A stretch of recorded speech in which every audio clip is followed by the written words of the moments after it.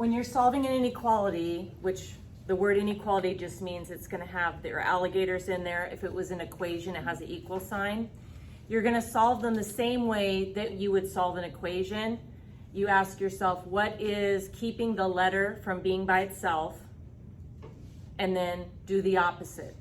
So in these first two examples, if you see there's addition, you're going to subtract. And if you see subtraction, then you're going to add. In this one here, y minus 14, it's the minus 14 that's preventing the y from being by itself. So I'm going to add 14. What I do to one side, I do to the other. On the left-hand side then, the only thing left is the y. We're going to take this inequality symbol and bring it straight down. So we have a greater than or equal to symbol, bringing that straight down.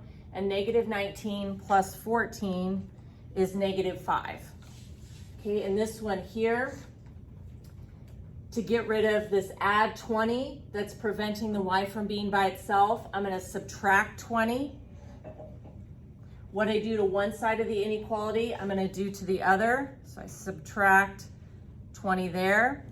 So on the left-hand side, the only thing still there is y. And then bring down the greater than symbol. And then negative 9 minus 20 is negative 29. And we have our solution. Notice we did not change the inequality. It doesn't matter if you're adding or subtracting from both sides. With addition and subtraction, that inequality stays the same. Now, sometimes the inequality does flip over. But that only happens if you are multiplying or dividing both sides by a negative. Now, hear that again. It doesn't mean there's a negative involved in the problem.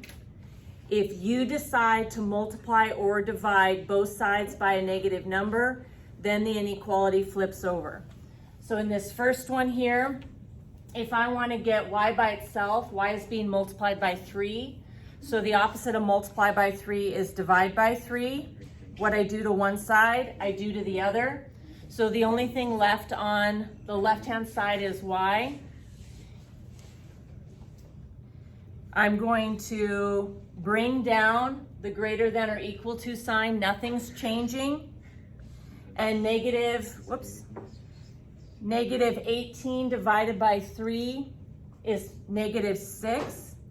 Again, notice that inequality symbol stayed the same. It's because I divided by a positive number. You only flip that thing over if you multiply or divide by a negative number.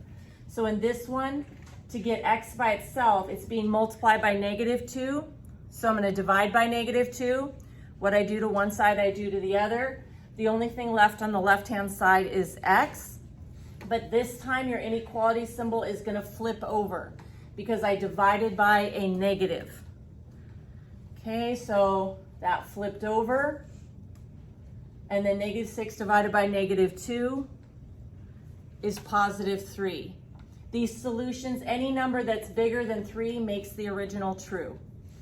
Okay, this next one, I want to get rid of multiply by negative 3. So I'm going to divide by negative 3. What I do to one side, I do to the other. Because I'm dividing by a negative, the inequality symbol is going to flip over. So I have w left on this side, and then the inequality, instead of being this way, is going to flip. And then 9 divided by negative 3 is negative 3. If you really want the variable to be on the left-hand side,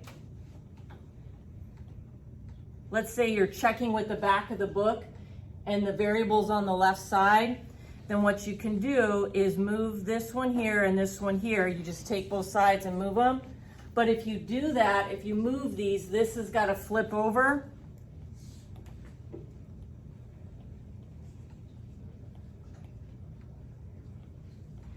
So these answers, both of these answers are correct. Negative 3 is less than w, or w is bigger than negative 3. Okay, now this is the multiplication in disguise. When you see a negative in front of x, that really means negative 1 multiplied by x. So to get rid of multiply by -1, I'm going to divide by -1. What I do to one side, I do to the other. The x is by itself. Because I divided by a negative, the inequality's got to flip over. So I'm going to change that to a greater than. And 2 divided by -1 is -2. Okay, last 3 examples here. If I want the u by itself, it's being divided by -3. So the opposite of dividing by -3 is multiplying by -3. So we're going to multiply both sides by -3. But because I'm multiplying by a negative number, this inequality symbol is going to flip over. U is now by itself. And -3 times 2 is -6. Again, if you really want to flip those around for a final answer, then I'd put the u on this side, the -6 on this side. The alligator's eating the -6. Whoops. Bad. Try that again. Okay, so I'd have u over here, -6 over here, and if I decide to do that, if I decide to put the u on that side, then I have to flip that over too. All right, to get rid of divide by 2, I'm going to multiply by 2. What I do to one side, I do to the other. Okay, and because I'm multiplying by a positive number, that is not going to flip. It's going to stay the same. And x is by itself. And 8 multiplied by 2 is 16. Okay, last example here. M is being divided by -4. So I'm going to multiply by -4. What I do to one side, I do to the other. Because I'm multiplying by a negative, that's going to have to flip over. M is by itself.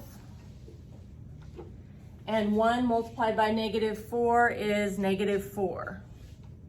Okay, so main idea is if you decide to multiply or divide both sides by a negative number, then that inequality is going to flip over.